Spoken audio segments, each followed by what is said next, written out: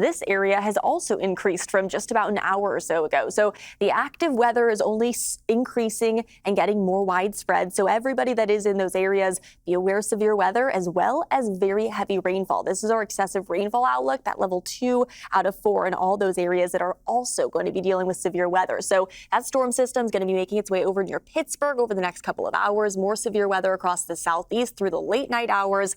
And then overnight tonight, we'll be dealing with severe weather over near Texas. So let's break down the details on the timing because there's a lot of severe weather across a lot of the country this afternoon and evening. The most widespread and the most impactful is definitely going to be across the southeast, spanning across the Gulf Coast states where there is that increased risk of tornadoes. There's now a 2% threat all the way from Louisiana, spanning towards Mississippi, Alabama, and then there's also that threat up near West Virginia, including parts of Pennsylvania and Ohio. It's only 2% risk, but we've definitely already seen tornadoes with only 2% risk. So be aware of that tonight. And we are going to continue to see that storm system making its way into the southeast overnight tonight and then over near Texas from the overnight hours and into very early tomorrow morning, where Texas early tomorrow morning going to be dealing with very gusty winds and a line of strong to severe thunderstorms. So waking up early tomorrow morning, if you live in that line, you're going to be seeing a very messy early morning commute. We understand that they had some power outages in the great state of Texas as well, thousands of people. All right, overnight tonight, they might see more. So be aware. Oh boy. Okay. Thank you so much.